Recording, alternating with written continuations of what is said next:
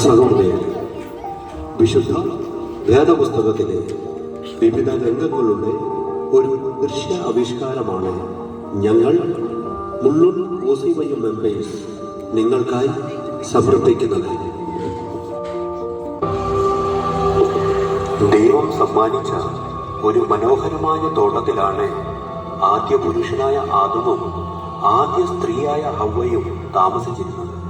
പക്ഷേ സാത്താൻ ചതിയനായ ഒരു സർപ്പമായി വന്ന് ആദമിനെയും ഹവ്വയെയും പ്രലോഭിപ്പിച്ചു. ആ വൃക്ഷം എങ്ങനെയുണ്ട്? അതിന്റെ ഫലം വളരെ സ്വാദിഷ്ടമാണെന്ന് തോന്നുന്നു. ദൈവം പറഞ്ഞിരിക്കുന്നത് ആ വൃക്ഷത്തിന്റെ ഫലം കഴിക്കുകയോ ഒന്ന് തൊടുക പോലും ചെയ്യരുതെന്നാണ്. അതൊഴികെ ഏത് വൃക്ഷത്തിന്റെ ഫലവും കഴിക്കാം. ആ വൃക്ഷത്തിന്റെ ഫലം കഴിച്ചാൽ നമ്മൾ മരിക്കുമത്രേ.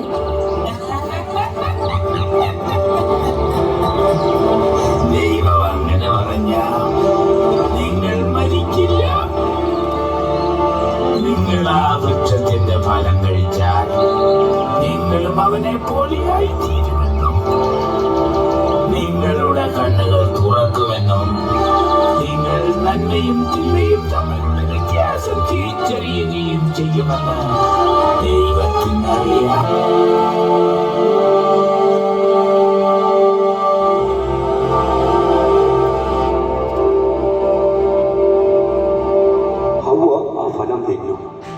അവൾ ആദമിനും കുറച്ചു കൊടുത്തു. അവനും അത് തിന്നും.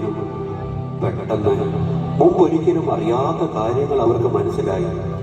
അവർക്ക് വസ്ത്രമില്ലായിരുന്നു എന്നതാണ് അവർക്ക് മനസ്സിലായ ഒരു കാര്യം. ധരിക്കാനായി അവർ ഒന്നിച്ചിരുന്ന് ഇലകൾ തുന്നിക്കെട്ടി.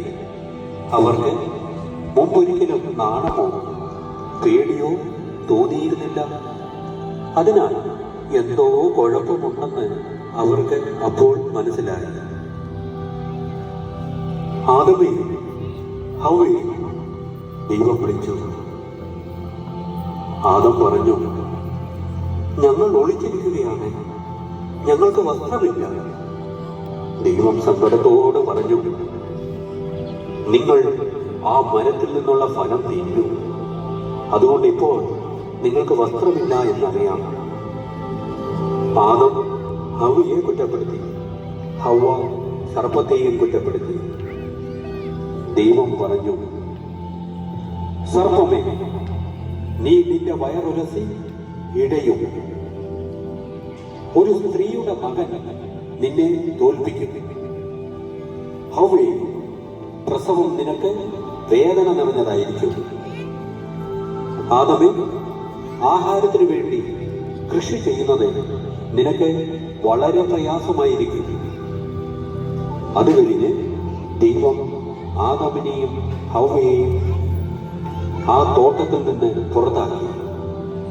അവർ തിരികെ വരാതിരിക്കാൻ വേണ്ടി ജ്വലിക്കുന്ന വാളുമായി ദൂതനെ കാവൽ നിർത്തി. അനുസരണക്കേട് കാണിച്ചതുകൊണ്ട് ആദമും ഹവ്വയും ദൈവത്തിനെതിരെ പാപം ചെയ്തു. ദൈവമാതാവിനോടുള്ള ദൈവദൂതന്റെ അറിയിപ്പും യേശു കർത്താവിന്റെ ജനനവും.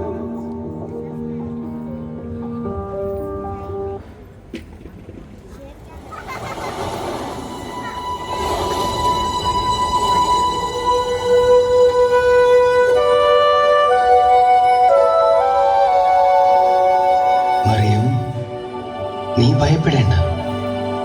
ദൈവസന്നിധിയിൽ നീ കൃപ കണ്ടെത്തിയിരിക്കുന്നു. നീ ഗർഭം ധരിച്ച് ഒരു പുത്രനെ പ്രസവിക്കും. അവന് യേശു എന്ന് പേരിടണം. അവൻ വലിയവനായിരിക്കും, അത്യുന്നതന്റെ പുത്രൻ എന്ന് വിളിക്കപ്പെടും. അവന്റെ പിതാവായ ദാവീദിന്റെ സിംഹാസനം ദൈവമായ കർത്താവ് അവന് നൽകും. യാക്കോബിന്റെ ഭവനത്തിന്മേൽ അവൻ എന്നേക്കും ഭരണം നടത്തും. അവന്റെ രാജ്യത്തിന് അവസാനമുണ്ടാവുകയില്ല. ഇതെങ്ങനെ സംഭവിക്കും? ഞാൻ പുരുഷനെ അറിയുന്നില്ലല്ലോ. അത്യുന്നതന്റെ ശക്തി നിന്റെ മേൽ ആവസിക്കും. ആകയാൽ ജനിക്കാൻ പോകുന്ന ശിശു പരിശുദ്ധൻ, ദൈവപുത്രൻ എന്ന് വിളിക്കപ്പെടും. ഇതാ നിന്റെ ചാർച്ചക്കാരി വൃദ്ധയായ എലിസബത്തും ഒരു പുത്രനെ ഗർഭം ധരിച്ചിരിക്കുന്നു. വന്ധ്യ എന്ന് പറഞ്ഞിരുന്ന അവൾക്ക് ഇത് 6-ാം മാസമാണ്. ദൈവത്തിന് ഒന്നും അസാധ്യമല്ല. ഇതാ കർത്താവിന്റെ ദാസി, നിന്റെ വചനം പോലെ എന്നിൽ നിറവേറട്ടെ.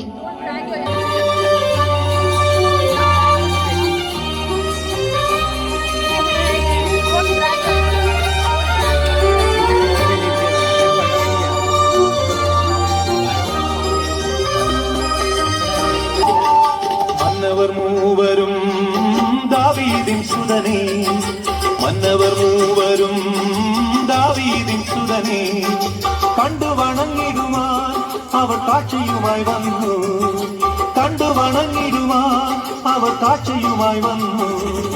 ദേവാധിദേവന്റെ തിരുസന്നിധിയിൽ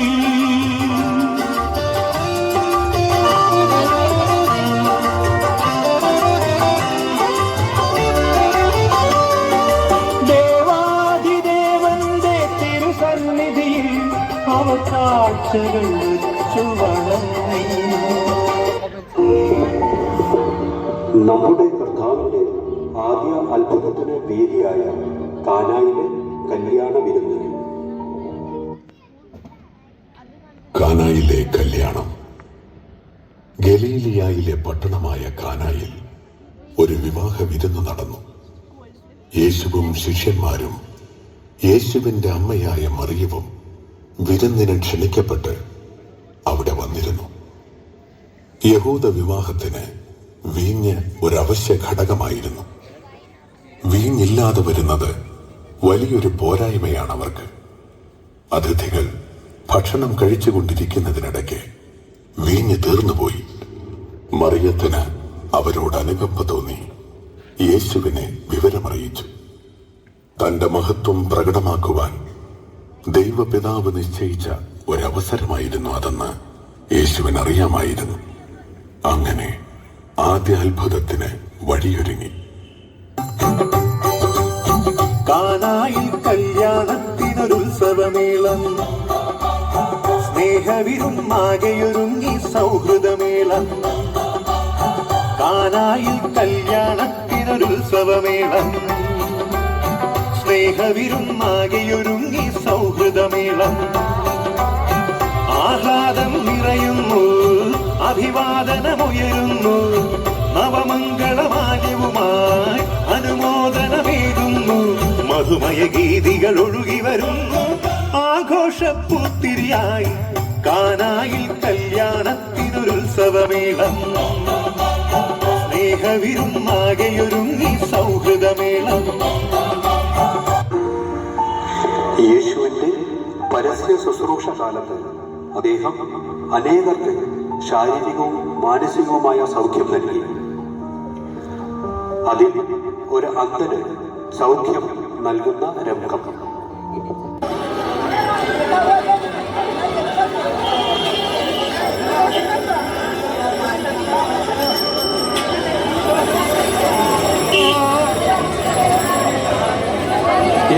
എന്താണ് ഇവിടെ വെള്ളം?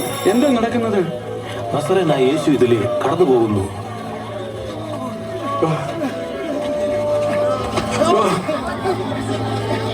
യേശുവേ, യേശുവേ, ദാവീദ് പുത്ര, എന്നോട് കരുണ കാണിക്കണമേ.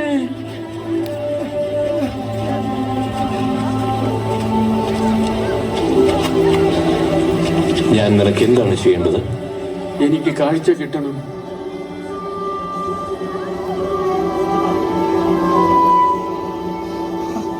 കാഴ്ച പ്രാപിക്കൂ.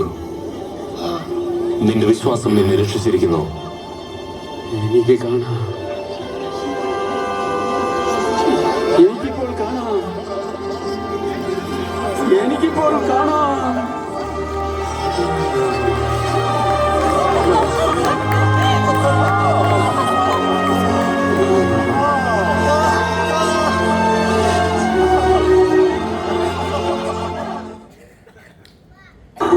താൻ തന്നെ വഴിയും സത്യവും ജീവനും ആകുന്നു എന്നുള്ള കാര്യം യേശു ശമര്യക്കാരിയായ സ്ത്രീകൾ കൂടി നമ്മെ പഠിപ്പിക്കുന്നു.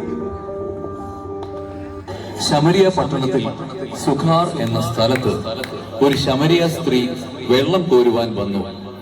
വഴി നടന്ന് ക്ഷീണിച്ച യേശു ക്ഷീണം അകറ്റുവാനായി ആ സ്ത്രീയോട് ദാഹജലം ചോദിച്ചു. താൻ അധികൃതയായ സ്ത്രീയാണെന്നും തന്റെ കയ്യിൽ നിന്നും വെള്ളം കുടിക്കുന്നത് തെറ്റല്ലേ എന്നും ആ സ്ത്രീ യേശുവിനോട് ചോദിക്കുന്നു. എന്നാൽ സമത്വത്തിന്റെ സന്ദേശം ക്രിസ്തുദേവൻ ഇവിടെ പകരുന്നതാണ് ഈ സംഗീത ശില്പത്തിന്റെ ഇതിവൃത്തം.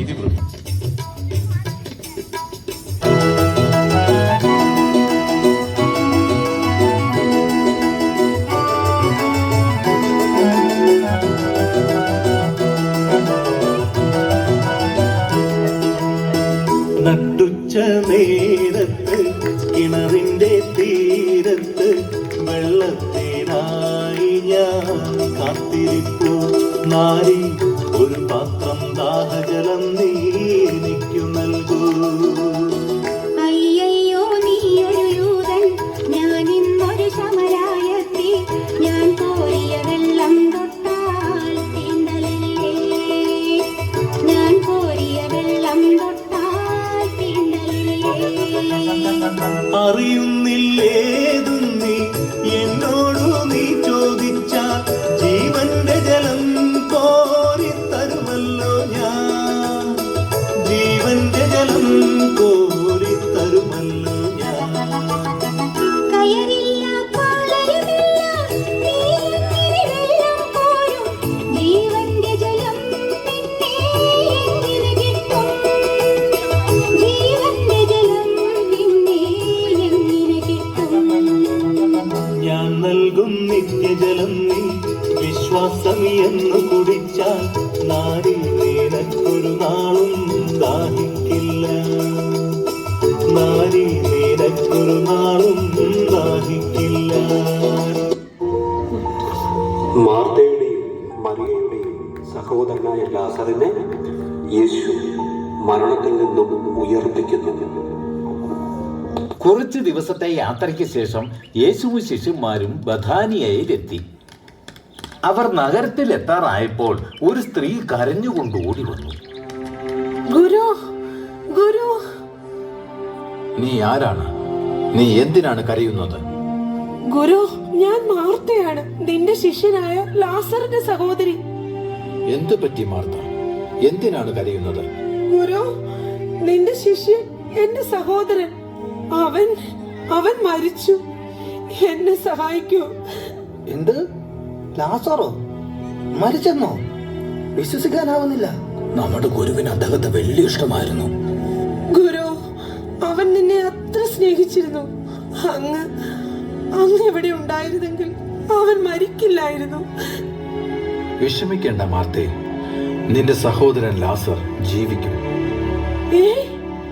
ഞാൻ പുനരുത്ഥാനവും ജീവനുമാണ്. ലാസറിനെ ഞാൻ ഉയർപ്പിക്കും. നന്ദി ഗുരു. ലോകത്തിലേക്ക് വരാനിരിക്കുന്ന ദൈവപുത്രനായ രക്ഷകനാണ് നീയെന്ന് ഞാൻ വിശ്വസിക്കുന്നു. എന്നെ സഹായിക്കൂ ഗുരു.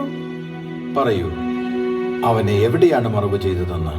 എന്റെ കൂടെ വരൂ ഗുരു, ഞാൻ അവിടെ കൊണ്ടെത്തിക്കാം.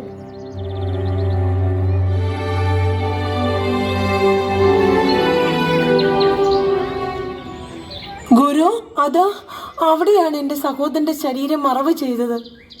ആ കല്ലെടുത്ത് മാറ്റൂ. ശരി ഗുരു.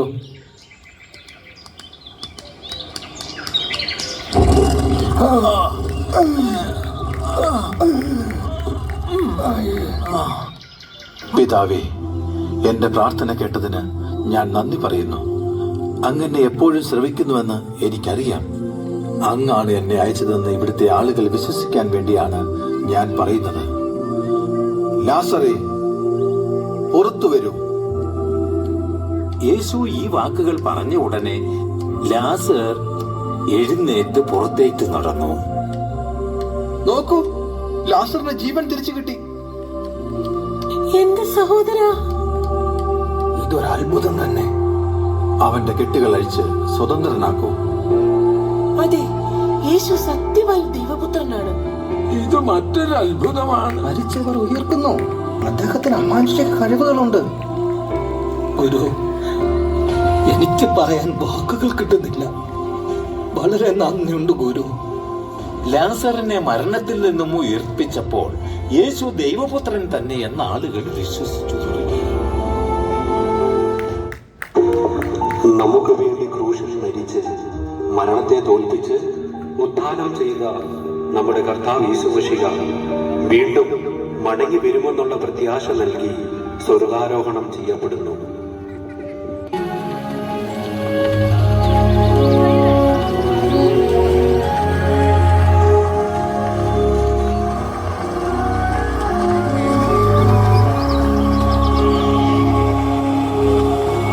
കർത്താവ് നിങ്ങളെ അനുഗ്രഹിച്ച് കാക്കുമാറാകട്ടെ. സ്വർഗത്തിലും ഭൂമിയിലും സകല അധികാരവും എനിക്ക് നൽകപ്പെട്ടിരിക്കുന്നു. ആകയാൽ നിങ്ങൾ പുറപ്പെട്ട് പിതാവിന്റെയും പുത്രന്റെയും പരിശുദ്ധാത്മാവിന്റെയും നാമത്തിൽ സ്നാനം കഴിപ്പിച്ചും ഞാൻ നിങ്ങളോട് കൽപ്പിച്ചതൊക്കെയും പ്രമാണിപ്പാൻ തക്കവണ്ണം ഉപദേശിച്ചും കൊണ്ട് സകല ജാതികളെയും ശിഷ്യരാക്കിക്കൊള്ളുവിൻ. ഞാനോ ലോകാവസാനത്തോളം എല്ലാ നാളും നിങ്ങളോട് കൂടെയുണ്ട്.